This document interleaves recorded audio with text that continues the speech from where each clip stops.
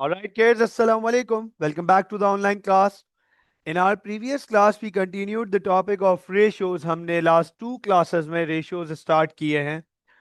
हमने दो classes पहले ratios के बारे में ये understand किया था कि ratios क्या होते हैं, ratios क्यों करते हैं, ratios analysis होती क्या है, ratios के बारे में background understand किया था, उसके usefulness और limitations understand किए थे. Last class में हमने प्रॉफिटेबिलिटी रेशियोज स्टार्ट किए. बहुत डिटेल में हमने प्रॉफिटेबिलिटी के पांचों रेशियोज को अंडरस्टैंड किया, जिसमें हमने GP margin, GP markup, profit margin, expense margin और रिटर्न ऑन कैपिटल एम्प्लॉयड को पढ़ा डिटेल में. हमने ये सारी चीजें, ये सारे रेशियोज डिटेल में अंडरस्टैंड किए. अब आज हम कंटिन्यू करेंगे रेशियोज की सेकंड कैटेगरी को और थर्ड कैटेगरी को, जिसमें हमारे पास आ जाते हैं liquidity ratios and financial efficiency ratios.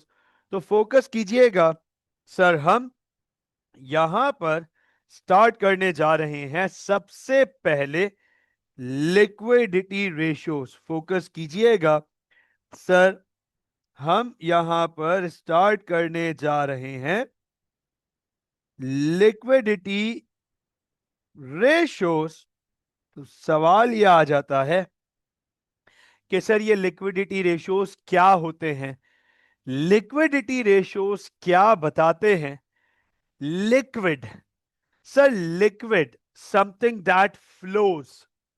सिर्फ पानी लिक्विड नहीं होता, लिक्विड कोई भी ऐसा सब्सटेंस जो फ्लो करता है हम उसे लिक्विड कहते हैं. तो सर लिक्विडिटी रेशियोज क्या ये उसी लिक्विड से रिलेटेड है, कोई ऐसा कुछ है लिक्विडिटी रेशियोज का? तो पढ़ते हैं लिक्विडिटी रेशियोज के बारे में. फोकस कीजिएगा. These are those ratios which analyzes the ability of a business to pay off its short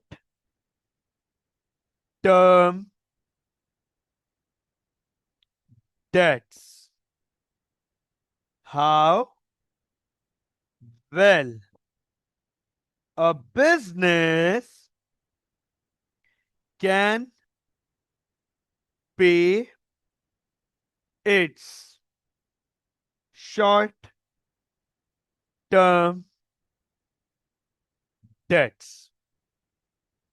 sir liquidity ratios इस बात को एनालाइज करते हैं कि बिजनेस अपना शॉर्ट टर्म डेट, जो बिजनेस के शॉर्ट टर्म डेट्स हैं, शॉर्ट टर्म डेट्स का एक ही मतलब है करंट लाइबिलिटीज, कि जो बिजनेस की करंट लाइबिलिटीज हैं, एक बिजनेस कितने आसानी से, कितने अच्छे से अपनी शॉर्ट टर्म लाइबिलिटीज पे ऑफ कर सकता है. This is liquidity ratios. इसे हम लिक्विडिटी रेशियोज कहते हैं.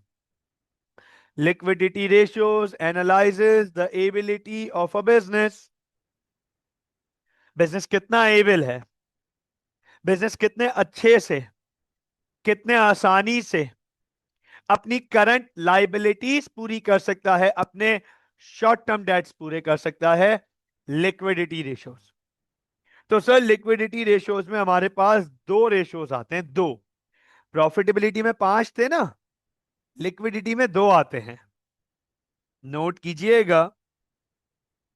सबसे पहला जो लिक्विडिटी रेशियो है, दैट इज करंट रेशियो, और दूसरा है क्विक रेशियो. तो सर पहला रेशियो है हमारे पास करंट रेशियो, लिक्विडिटी मेजर करने के लिए, लिक्विडिटी को एनालाइज करने के लिए। पहला रेशो है करंट रेशो, दूसरा है क्विक रेशो। अब चलते हैं सर, इसको अंडरस्टैंड करते हैं कि ये करंट रेशो क्या है और क्विक रेशो क्या है ये बिजनेस की एबिलिटी कि बिजनेस कितने अच्छे से, कितने आसानी से, कितने इत्मीनान से अपनी करंट लाइबिलिटीज को पूरी कर सकता है, अपने शॉर्ट टर्म डेट्स। अंडरस्टैंड कीजिएगा, मैं थोड़ा सा यहां पे एक स्ट्रीट लैंग्वेज, इस बिजनेस की स्ट्रीट बिजनेस की लैंग्वेज यहां पे इस्तेमाल करूंगा ताकि आपको ये मतलब समझ आ सके कि सर जब हम अकाउंटिंग में बात करते हैं तो लिक्विडिटी होता है, उर्दू में जब हम रॉ बिल्कुल बिजनेस की स्ट्रीट लैंग्वेज इस्तेमाल करते हैं तो क्या कहते हैं। अंडरस्टैंड कीजिएगा, बहुत दफा ऐसा होता है कि एटलीस्ट मैंने ये सुना हुआ है या मुझे ये सुनने को मिलता है कि किसी से पूछ बातचीत हो रही है किसी फला बिजनेस के बारे में, या किसी से बातचीत हो रही है उन्हीं के बिजनेस के बारे में, तो हमें अक्सर ये सुनने को मिलता है कि भाई बिजनेस तो पानी है, बिजनेस तो पानी है। यार उसका बिजनेस पानी है एकदम। सर पानी का मतलब क्या है समझिएगा कि सर उनके कैश फ्लोज बहुत जबरदस्त हैं। पानी है मतलब वो आराम से अपनी liabilities, current liabilities, short term liabilities पे करते हैं और पे कर सकते हैं। पानी है, लिक्विड है, बिजनेस बह रहा है, मतलब चल रहा है, आराम से करंट लाइबिलिटीज पे ऑफ होंगी। वो बिजनेस जो अपनी करंट लाइबिलिटीज आसानी से पे ऑफ ना कर सके, इसका मतलब वो स्टकअप है, वो रुक गया है, उसे फ्लो का मसला है, वो लिक्विड इनफ नहीं है। तो जो बिजनेस अपनी करंट लायबिलिटीज आसानी से पे ऑफ कर देते हैं, हम उन्हें कहते हैं this business is liquid enough, this business is liquid enough to pay off the liabilities, to pay off current liabilities. ये बिजनेस पानी है एकदम। तो सर पानी कैसे पता करें कि ये बिजनेस पानी है या नहीं? करंट रेशियो और क्विक रेशियो के थ्रू पता करेंगे। अब सर करंट रेशियो क्या है? तो ये आपके सामने यहां पर करंट रेशियो की वर्किंग करने जा रहा हूं। डिस्क्रिप्शन लिखूंगा, फॉर्मूला लिखूंगा, वर्किंग बताऊंगा, नोट कीजिएगा। सर सबसे पहले यहां पर करंट रेशियो, सबसे पहले यहां पर करंट रेशियो। तो सर करंट रेशियो की डिस्क्रिप्शन आपके सामने लिखूंगा, फोकस कीजिएगा। करंट रेशियो, अच्छा इसको वेरी इंपॉर्टेंटली फोकस कीजिएगा, also known as, also known as,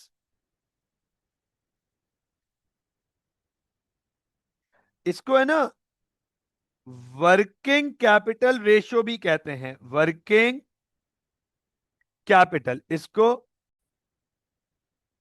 working capital ratio भी कहते हैं, also known as working capital ratio. Focus कीजिएगा, also known as working capital ratio.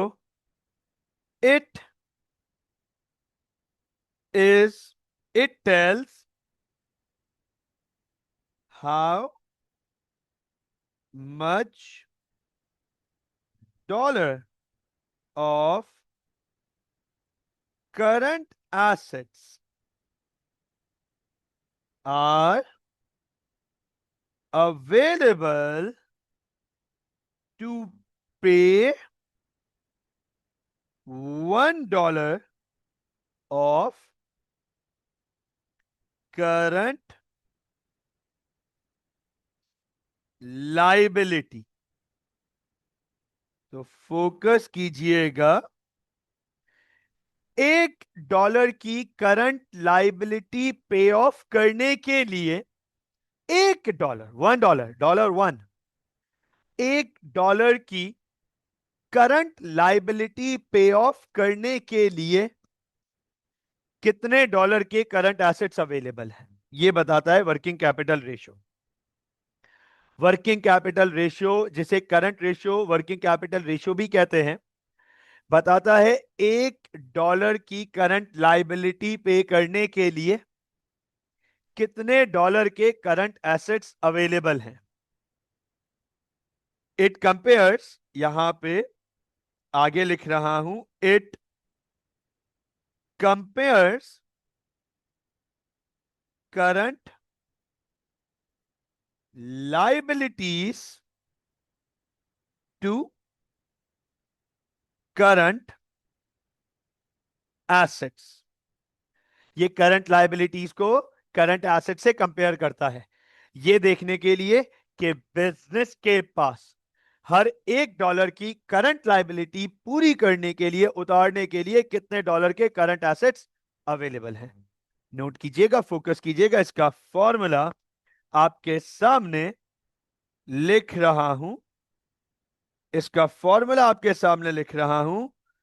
Formula, focus कीजिएगा, फॉर्मूला। सर फॉर्मूला बहुत simple है। Current assets divided by current liabilities.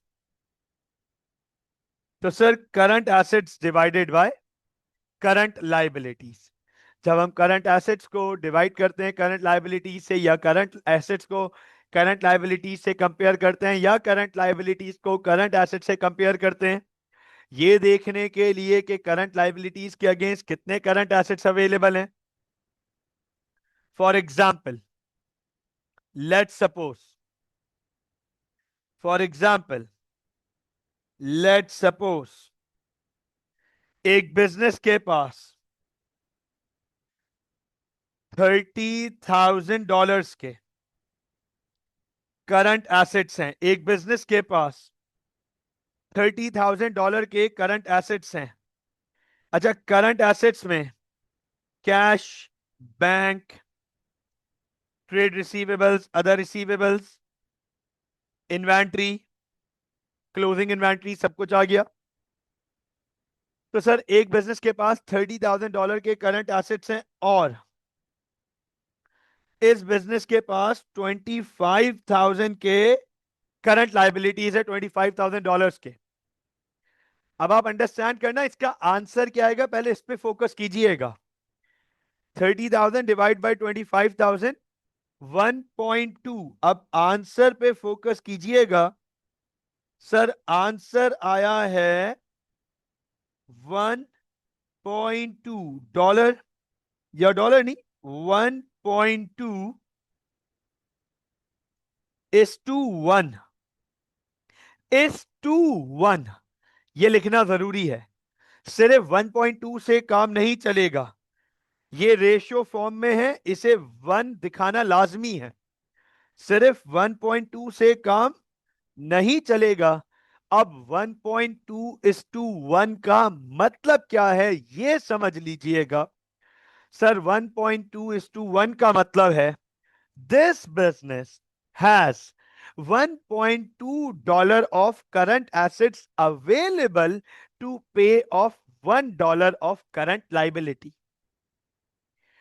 $1 की current liability उतारने के लिए, पे ऑफ करने के लिए, इस बिजनेस के पास $1.2 के करंट एसेट्स मौजूद हैं।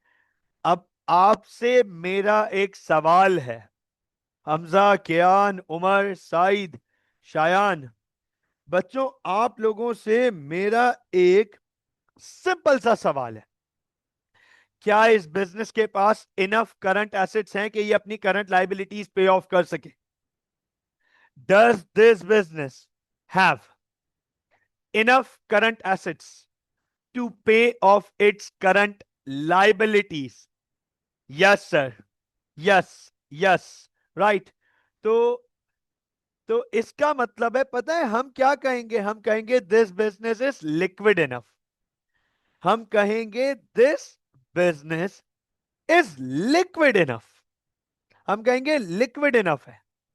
This business has enough current assets to pay off its current liabilities. अब अंडरस्टैंड कीजिएगा, मैं यहां पर मैं यहां पे जरा वो लिख रहा हूं, इसकी डिस्क्रिप्शन। इसकी डिस्क्रिप्शन पे फोकस कीजिएगा, अंडरस्टैंड कीजिएगा। ओवर हियर मैं इसकी डिस्क्रिप्शन लिख रहा हूं। This shows this shows that business is liquid enough. थोड़ी देर पहले कहा था ना, पानी है बिजनेस, पानी है business. This shows that business is liquid enough as as it has $1.2 of current assets to pay $1 of current liability। हर $1 की लाइबिलिटी, हर $1 की करंट लाइबिलिटी पे करने के लिए इसके पास $1.2 के करंट एसेट्स मौजूद हैं। Business is liquid enough. अब मेरा आप लोगों से एक सवाल है, फोकस कीजिएगा। हमजा, कियान, उमर, साइद, शायान, मिसाल के तौर पे फॉर एग्जाम्पल लेट्स सपोज अगर एक बिजनेस का करंट रेशो, अंडरस्टैंड कीजिएगा, जैसे इस बिजनेस का है 1.2:1, अब इस बिजनेस का है 1.2:1। लेट्स सपोज हमारे पास कोई और बिजनेस आ गया जिसका जिसके पास करंट एसेट्स है 60,000 के और उसकी करंट लाइबिलिटीज है 25,000। आंसर आ गया 2.4:1। मुझे बताएं, दोनों बिजनेस के जरा करंट रेशो को कंपेयर करें। क्या लगता है किस बिजनेस का करंट रेशो ज्यादा बेहतर है? हाँ जी, दोनों बिजनेसेस को अगर कंपेयर करें तो what do you guys think, किस बिजनेस का करंट रेशो ज्यादा बेहतर है?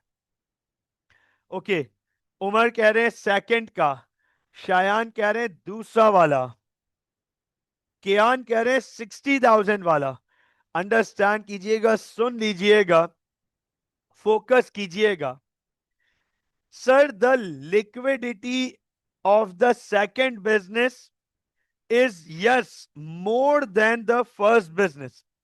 Liquidity is greater for the second business as compared to the first business.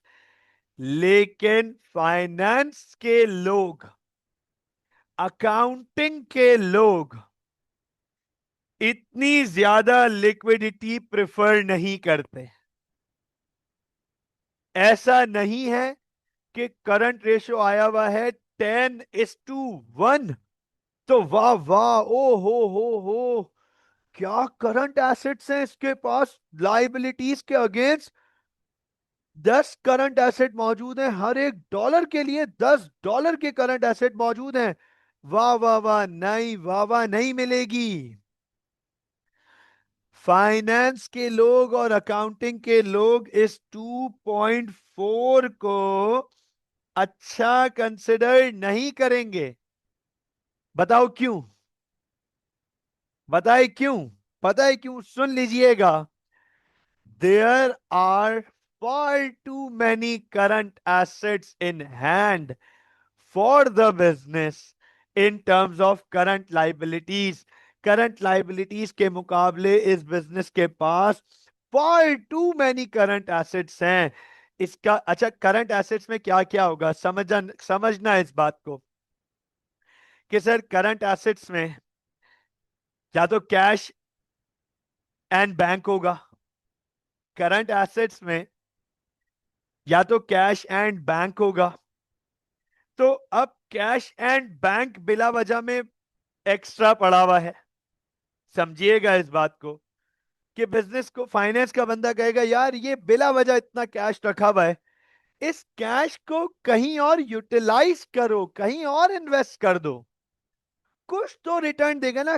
Bank में पड़ा हुआ कैश या ड्रॉर में पड़ा हुआ कैश, जेब में पड़ा हुआ कैश, वॉलेट में पड़ा हुआ कैश आपको कोई रिटर्न थोड़ी देगा। तो फाइनेंस के लोग कहते हैं भाई इसे इन्वेस्ट करो, इन्वेस्ट इट समवेयर। आइदर आपके पास आइडल कैश पड़ा हुआ है बिला वजह, अनयूज्ड आइडल एक्सेसिव कैश पड़ा हुआ है, तो फाइनेंस वाले कहते हैं आप इसे यूज करो कहीं। चलो कैश एक्सेसिव नहीं पड़ा हुआ, तो करंट एसेट ज्यादा होने का मतलब है कि या तो ट्रेड रिसीवेबल ज्यादा होंगे। फोकस कीजिएगा, मैं अगर यहां पर एक लाइन में अगर करंट एसेट्स के डिटेल्स दे दूं, यहां पे फोकस कीजिएगा करंट एसेट्स, अगर मैं यहां पर एक लाइन में करंट एसेट्स की डिटेल्स दूं तो या तो करंट एसेट्स में कैश एंड बैंक होगा, ठीक है ना, ये एक्सेसिव हो सकता है। ये एक्सेसिव नहीं है तो कैश एंड बैंक के अलावा हमारे पास ट्रेड रिसीवेबल्स हो सकते हैं। अब अगर ये एक्सेसिव है, बहुत ज्यादा है, बहुत ज्यादा, तो भी प्रॉब्लम है। फाइनेंस के लोग कहेंगे यार ये तो अच्छी बात नहीं है, इतने ट्रेड रिसीवेबल्स होना अच्छा तो नहीं है। ये बात आपको पता है, ये बात आपको पता है, the more the trade receivables, the greater the value of trade receivables, the greater the value of trade receivables, the higher would be the chances of irrecoverable debts, and the higher would be provision for doubtful debts. Isn't it right? बोलो भाई, isn't it right? जितने ज्यादा trade receivables होंगे उतने ज्यादा irrecoverable dates के possibilities हैं, और उतने ही ज्यादा हमारे डाउटफुल डेट्स भी तो होंगे। तो फाइनेंस फाइनेंस वाले कहेंगे ये अच्छी बात थोड़ी है कि इतने ज्यादा ट्रेड रिसीवेबल्स हैं। मतलब मिसाल के तौर पे मेरे बिजनेस की करंट लायबिलिटी है 1 लाख, अंडरस्टैंड करना भाई, समझिएगा इस बात को, मेरे बिजनेस की करंट लायबिलिटी है 1 लाख, और मैंने 10 लाख रुपए के करंट एसेट्स रखे हुए हैं, जिसमें 8 लाख रुपए के ट्रेड रिसीवेबल्स हैं। फाइनेंस वाले कहेंगे तबाह बर्बाद है ये बिजनेस, 8 लाख रुपए रिसीव करने हैं, रिकवरी है, तो इसका मतलब इनकी क्रेडिट मैनेजमेंट अच्छी नहीं है, ऐसी लिक्विडिटी का फायदा नहीं है। तो ट्रेड रिसीवेबल्स भी बहुत ज्यादा होना अच्छा नहीं है, कैश एंड बैंक भी बहुत ज्यादा होना अच्छा नहीं है। इसके अलावा हमारे पास एक और बड़ा करंट एसेट बच जाता है ना, इन्वेंट्री। एक और बड़ा करंट एसेट बच जाता है इन्वेंट्री। अब अगर कैश और बैंक ज्यादा नहीं है, ट्रेड रिसीवेबल ज्यादा नहीं है, तो फिर इन्वेंट्री ज्यादा होगी। ऐसी सूरत में फिर इन्वेंट्री ज्यादा होगी, और इन्वेंट्री ज्यादा होना भी अच्छा नहीं है। Too much inventory is also not good for the business. Why? Inventory ज्यादा होना क्यों अच्छा नहीं है? Why is that so? सुन लीजिएगा, इन्वेंट्री ज्यादा होना क्यों अच्छा नहीं है, क्योंकि सर ज्यादा इन्वेंट्री होगी तो ज्यादा स्टोरेज कॉस्ट होगी, ज्यादा सिक्योरिटी एंड मेंटेनेंस कॉस्ट होगी, इन्वेंट्री की वैल्यू डिटोरिएट हो सकती है, इन्वेंट्री थेफ्ट हो सकता है, चोरी। Too much of inventory will attract theft, too little inventory तो वैसी, इतनी कम इन्वेंट्री है तो पता चल जाएगा ना कि चोरी करना मुश्किल है, but to much of inventory will attract theft and inventory में गेट डैमेज, इन्वेंट्री डैमेज हो सकती है। तो इन्वेंट्री ज्यादा होना ये भी फाइनेंस के लोग कहते हैं सही नहीं है। तो अंडरस्टैंड कीजिएगा, फोकस कीजिएगा, मैं यहां पर इससे रिलेटेड एक कमेंट लिखने जा रहा हूं। इस कमेंट को सुकून से इत्मीनान से पढ़िएगा, देखिएगा, समझिएगा। हो सके तो अपने पास लिख भी लीजिएगा। although although the liquidity of this business is much greater than the business above,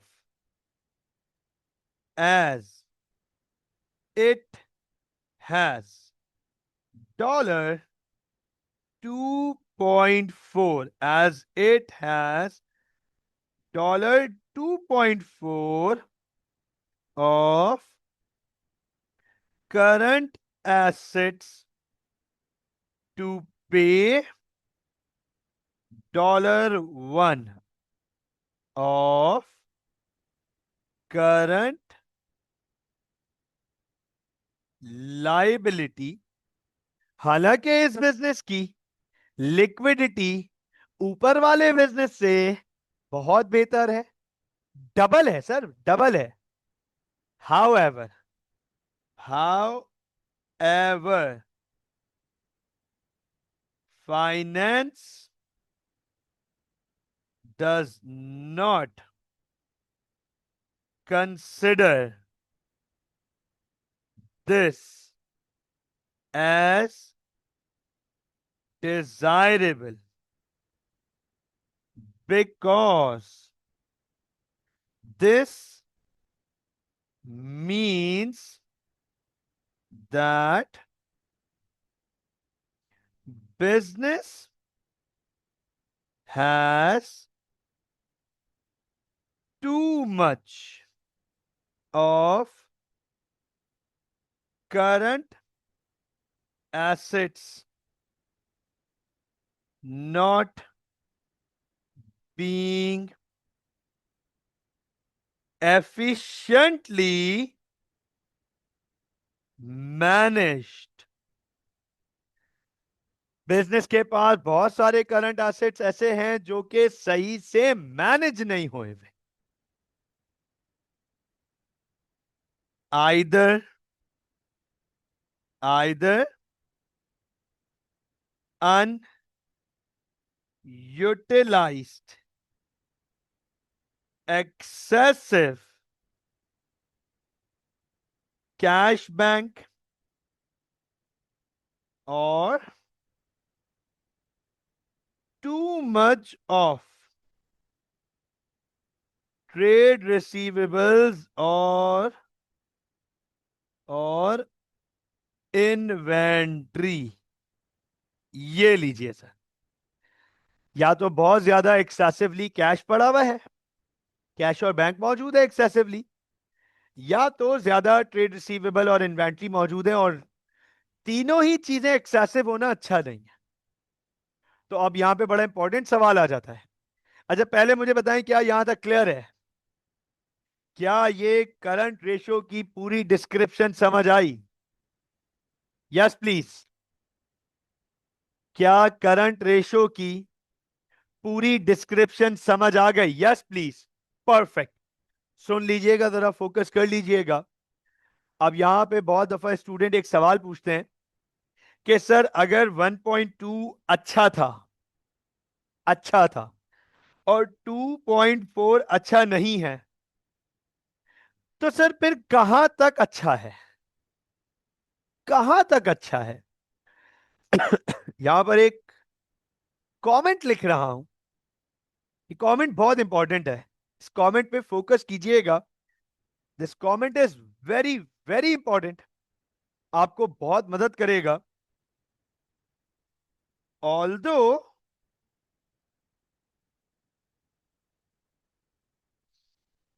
ratios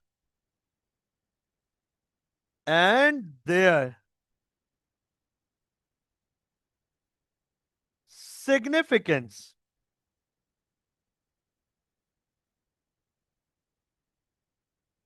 importance or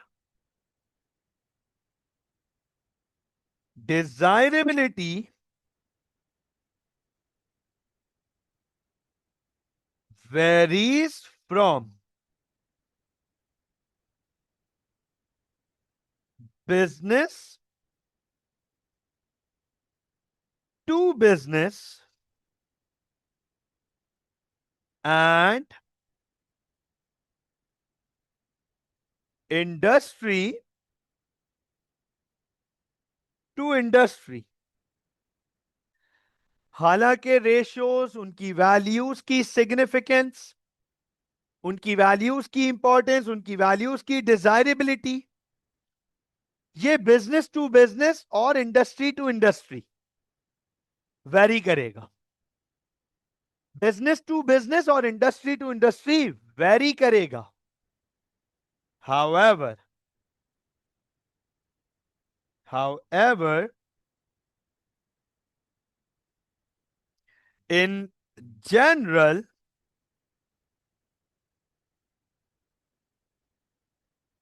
current ratio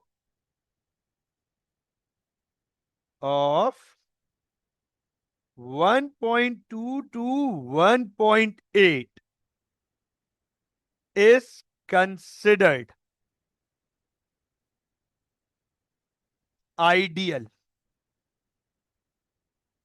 देख लीजिए, हालांकि रेशियोज, उनकी values business to business, industry to industry vary करेगी सर। हर बिजनेस के लिए जरूरी नहीं है कि 1.2 ही मैनेजेबल हो, और हर बिजनेस के लिए जरूरी नहीं कि 2.4 बुरा हो। It highly depends on the kind of the business, the type of the operations, how that business is being operated।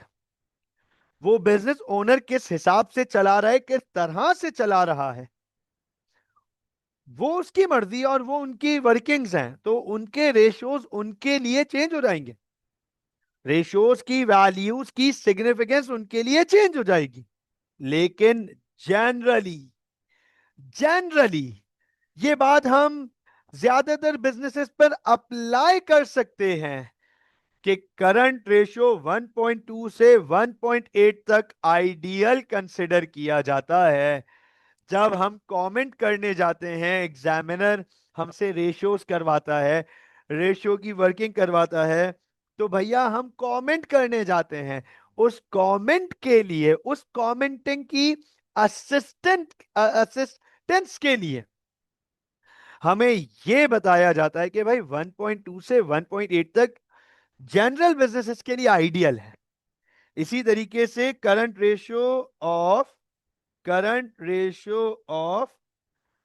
0.8 to 1.2 is considered average. ये सो है, ठीक है, एक्सेप्टेबल है, not ideal, not good, not extraordinary, but average है। 0.2 से 0.8 से 1.2 तक average है, एक्सेप्टेबल है। एक्सेप्टेबल है कि ठीक है, हम ये एक्सेप्ट कर लेते हैं, ये ठीक है, मैनेजेबल है, चल जाएगा। तो ये है करंट रेशियो, ये लिक्विडिटी के बारे में बताता है। मुझे बताएं, is that clear? Yes please, yes please guys, मुझे बताएं, इज दैट क्लियर? यहां तक क्लैरिटी है? जबरदस्त हो गया। तो सर करंट रेशियो के बाद हमारे पास जो अगला रेशियो आता है लिक्विडिटी का, सर वो है क्विक रेशियो। फोकस कीजिएगा, मैं आपके सामने यहां पर क्विक रेशियो की डिस्क्रिप्शन करने लिखने जा रहा हूं। क्विक रेशियो पूरा पढ़ेंगे हम, यहां पे फोकस कीजिएगा। Quick ratio, quick ratio. अब सर क्विक रेशियो क्या होता है? करंट रेशियो तो हमने पढ़ लिया, कि वर्किंग कैपिटल रेशियो होता है, जहां पे ये पता चलता है हर $1 की करंट लाइबिलिटी के लिए कितने डॉलर के करंट एसेट्स अवेलेबल हैं। फोकस कीजिएगा, अंडरस्टैंड कीजिएगा, क्विक रेशो की बात करने जा रहा हूं। अच्छा, ये मुझे सिर्फ एक बात ये बताओ, एक बड़ा इंपॉर्टेंट पार्ट, करंट रेशो नाम है, करंट रेशो। हमने करंट रेशो में करंट लाइबिलिटीज को किससे कंपेयर किया? हमने करंट रेशो में करंट लाइबिलिटीज को किससे कंपेयर किया? करंट, सिर्फ एसेट्स नहीं, शायान एंड केयान, सिर्फ एसेट्स नहीं, पूरा लिखेंगे करंट एसेट्स। सर हमने करंट रेशो में करंट लाइबिलिटीज को करंट एसेट से कंपेयर किया। अंडरस्टैंड कीजिएगा, फोकस कीजिएगा। सर हमने करंट रेशो में करंट एसेट्स, करंट लाइबिलिटीज को करंट एसेट से कंपेयर किया। नोट कीजिएगा, मैं क्विक एसेट्स में क्या करने जा रहा हूं, जरा गौर से देखिएगा। सर अगर मैं एज इट इज ऊपर से करंट रेशियो की डिस्क्रिप्शन को यहां पे कॉपी करूं, नोट करना, इट ऑल्सो नोन एज, अब इसका नाम चेंज है, क्विक रेशियो के दो नाम हैं, क्विक रेशियो के दो नाम हैं, फोकस कीजिएगा। Also known as, quick ratio के दो नाम हैं, also known as acid test ratio, also known as acid test ratio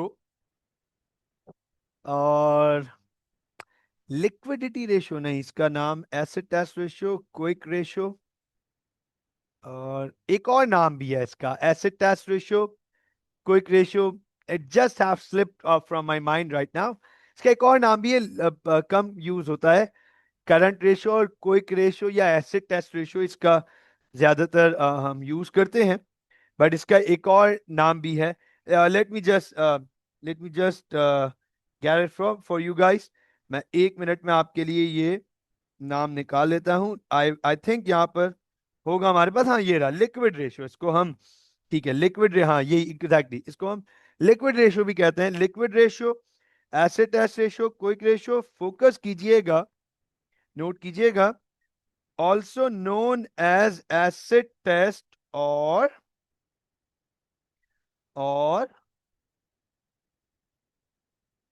liquid ratio. इसका नाम एसिड टेस्ट रेशियो भी है और लिक्विड रेशियो भी है। It tells how much dollar of, focus कीजिएगा, गौर से देखिएगा, how much dollar of quick assets, quick assets are available to pay $1 of current liability. It compares current liabilities to quick assets. अब आप बोलें कि sir आप हमें पहले दिन से जो अकाउंट्स पढ़ा रहे हैं, आपने हमें पढ़ाया है कि एसेट दो ही टाइप के होते हैं, करंट एसेट्स और नॉन करंट एसेट। सर ये कौन सी टाइप आ गई, quick assets? Sir believe me, हमने नहीं पढ़ा हुआ क्विक एसेट। सर ये कौन से एसेट्स हैं, ये कहां से आ गए, कोई थर्ड टाइप के एसेट्स हैं? भैया फोकस कीजिएगा, हम क्विक रेशियो में क्विक एसेट्स यूज करते हैं। Quick assets are compared, quick assets are compared with current liabilities. अब यहां पर हम क्विक एसेट्स को यूज करते हैं करंट लाइबिलिटीज से कंपेयर करने के लिए फोकस कीजिएगा, अंडरस्टैंड कीजिएगा। मिसाल के तौर पे लेट सपोज कि इस बिजनेस के पास 22,000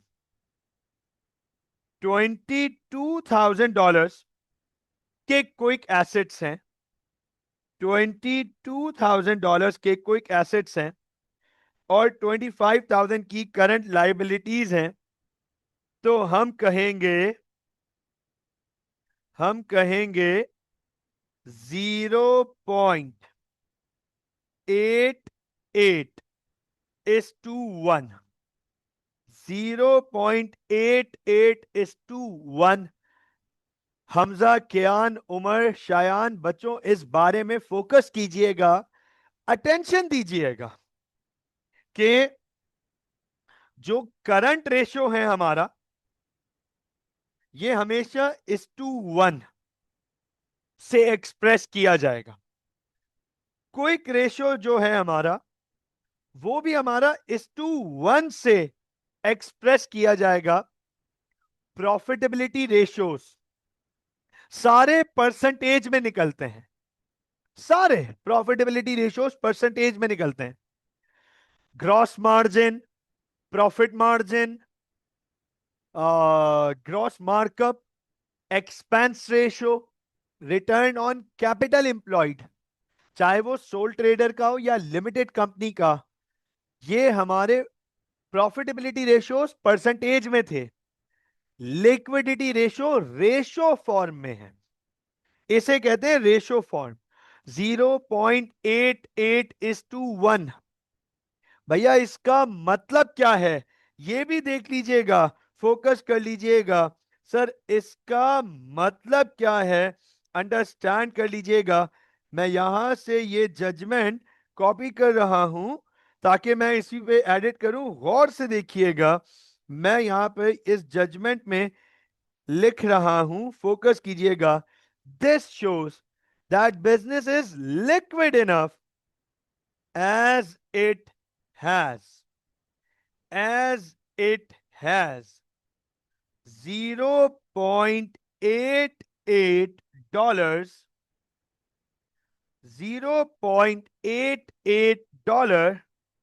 of quick assets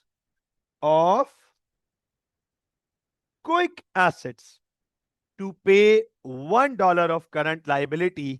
सवाल ये आ जाता है, very important question, sir what are quick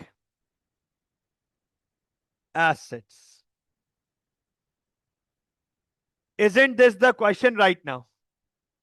हाँ भाई, हमजा, कियान, उमर, शायान, क्या एग्जैक्टली यही सवाल है इस वक्त दिमाग में? क्या एग्जैक्टली यही क्वेश्चन है माइंड में कि सर ये क्विक एसेट्स क्या है?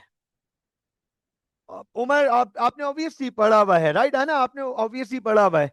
But Shayan and Kiyan both are saying yes sir. मतलब जिन्होंने नहीं पढ़ा हुआ, इस वक्त उनके दिमाग में बिल्कुल इस वक्त सवाल होगा कि सर ये क्विक एसेट्स क्या होते हैं।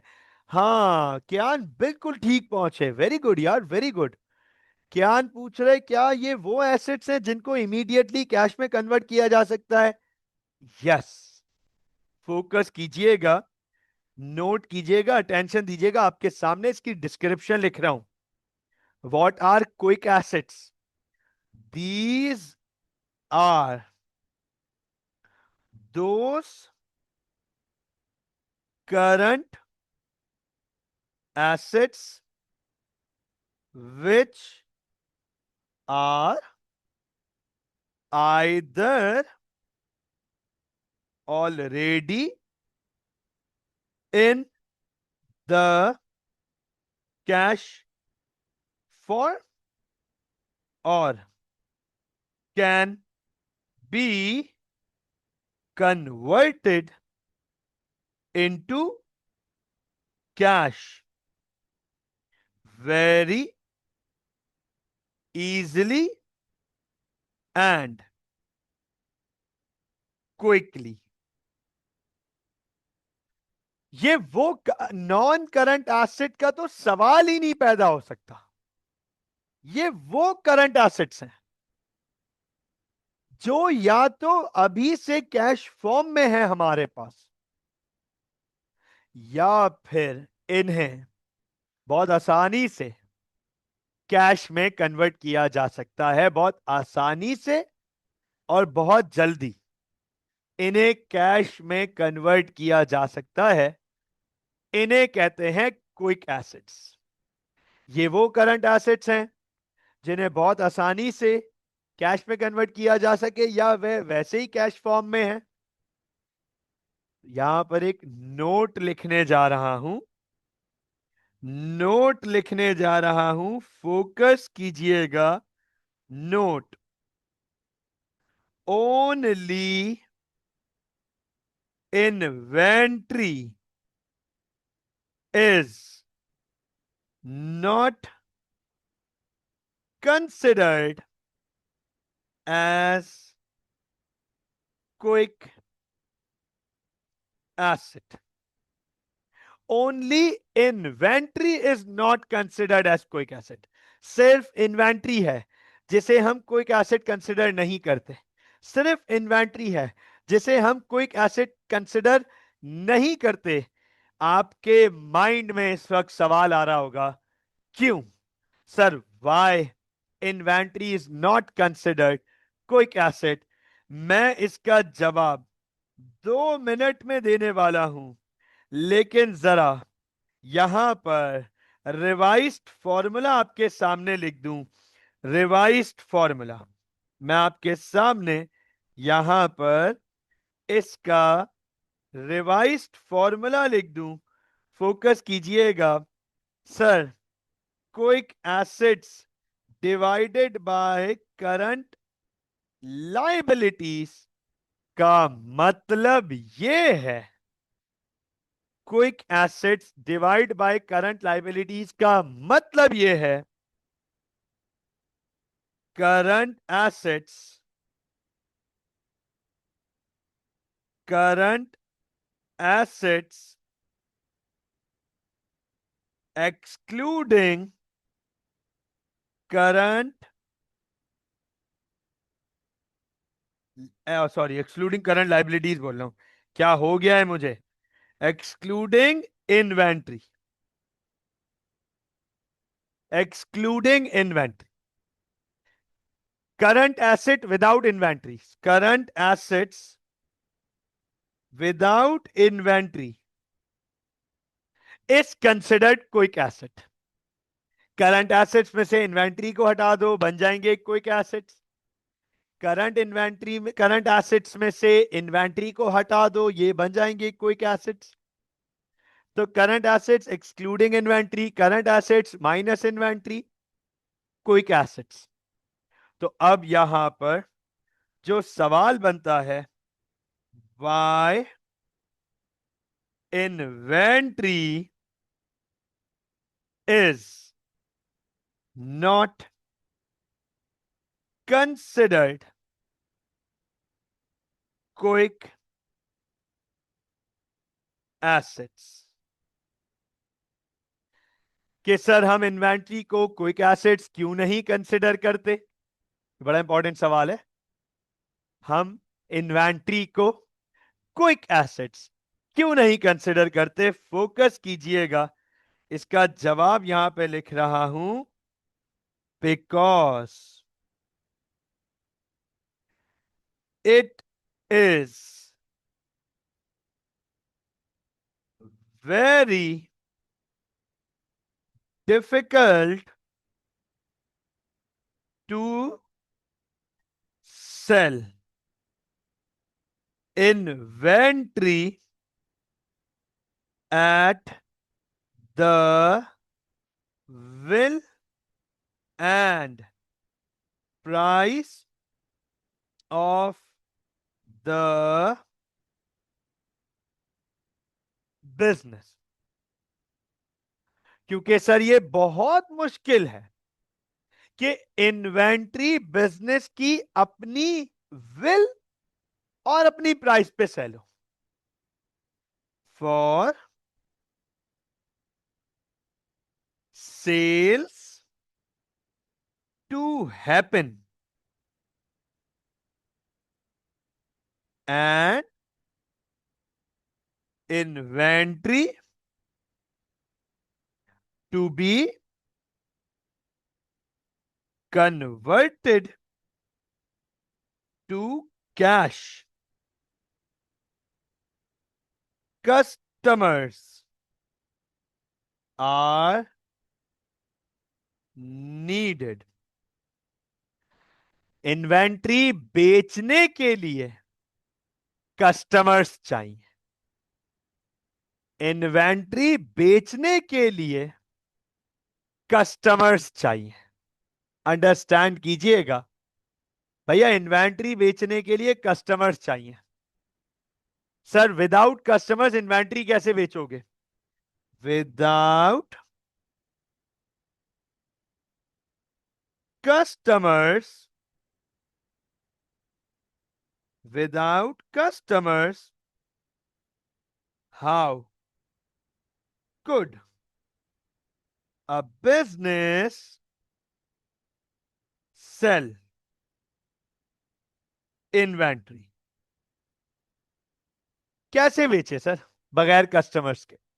अब अंडरस्टैंड करना। सब सपोज करते हैं एक छोटी सी एग्जांपल दूंगा तो आपको ये बात समझ आ जाएगी। भाई मिसाल के तौर पे लेट सपोज मैं एक बिजनेस पर्सन हूं, सोल ट्रेडर। मेरे पास इस वक्त कैश है 0। मैंने बैंक ओपन करके देखा तो बैंक की एप्लीकेशन ओपन करके देखा तो बैंक की तरफ से मैसेज आया हुआ था कि इतने पैसे तो जेब में भी रख सकते हो, बैंक अकाउंट क्यों खुलवाया है? मैंने जब बैंक की एप्लीकेशन खोल के देखी तो बैंक से मैसेज आया हुआ था इतने पैसे तो जेब में रख सकते हो, बैंक अकाउंट क्यों खुलवाया हुआ है? Cash 0, bank 0। ठीक है। ट्रेड रिसीवेबल्स 0, कोई उधार नहीं है मेरा, मुझे किसी से पैसे नहीं लेने। Trade receivable 0। Inventory 1 lakh, 1 lakh रुपए के, लेट सपोज 1 लाख रुपए के ये कैलकुलेटर्स हैं, 100,000 की वर्थ के ये कैलकुलेटर्स हैं। फोकस कीजिएगा। और फिर मेरे पास करंट लाइबिलिटीज हैं 1 लाख। करंट लाइबिलिटीज है मेरे ऊपर 100,000 की। हमजा, कियान, उमर, शायान, एक बहुत सिंपल सा सवाल पूछूंगा, जवाब दे दीजिएगा। बहुत सिंपल सा सवाल है। क्या मेरे बिजनेस के पास इनफ इन्वेंट्री है कि मैं अपनी करंट लाइबिलिटीज पे ऑफ कर दूं? क्या just the exact amount of inventory है कि मैं अपनी करंट लाइबिलिटीज पे ऑफ कर दूं? तो मुझे ये बताइएगा, अगर मेरी इन्वेंट्री आज के आज पूरी सेल हो जाए तो क्या मैं आज ही अपनी करंट लायबिलिटी वाइंड अप करके फिनिश कर सकता हूं, 0 कर सकता हूं? Yes sir. इन्वेंट्री पूरी सेल हो जाए इसकी क्या गारंटी है? इन्वेंट्री पूरी सेल हो जाए इसकी क्या गारंटी है? कस्टमर्स नहीं होंगे। अगर मेरे पास लोग आ ही नहीं रहे खरीदने के लिए तो मैं कैसे बेचूं और किसको बेचूंगा? अब कोई आया है एक कैलकुलेटर खरीदने के लिए, हाँ तो ये थोड़ी हो सकता है कि मैं उसे बोलूं भाई 10 कैलकुलेटर खरीद ले यार, नहीं यार बहुत काम आएंगे अपने बच्चों को खिलाना। कैलकुलेटर मोबाइल मांगे, कैलकुलेटर पकड़ा देना, मोबाइल के बदले कैलकुलेटर दे देना। आपके 50,000 रुपए का मोबाइल बच जाएगा, 2,000 रुपए का कैलकुलेटर वो इस्तेमाल करें बैठ के। और अच्छा है ना, बच्चे इससे 1 2 3 4 सीखेंगे। मैं उसको खूबियां मतलब कमाल कर, अजीब सी बात है ना, कोई खाने पीने की चीज हो, कोई कपड़ा वपड़ा हो, तो चलो बंदा सोचे कैलकुलेटर मुझसे कोई ज्यादा क्यों खरीदेगा जब तक उसकी ऐसी नीड नहीं होगी। तो अब अंडरस्टैंड कीजिएगा, मुझे ये कैलकुलेटर बेचने के लिए, if I need to sell all my calculator by today, then I have to reduce the price. अपनी विल पे बेचना है तो अपनी प्राइस छोड़नी पड़ेगी, और अपनी प्राइस पे बेचना है तो अपनी विल छोड़नी पड़ेगी। ये प्रॉब्लम है, इसीलिए इन्वेंट्री को क्विक एसेट्स कंसिडर नहीं किया जाता। मुझे बताएं, इज दैट क्लियर? मुझे बताएं, इज दैट क्लियर? तो भैया एक आखिरी चीज जो यहां पर हमने लिखी थी, वही बात मैं यहां पे भी लिखने जा रहा हूं। सुन लीजिएगा, देख लीजिएगा, अंडरस्टैंड कीजिएगा कि सर, ऑल्दो, ये एग्जैक्ट वही बात मैं यहां पे भी करने जा रहा हूं। ऑल्दो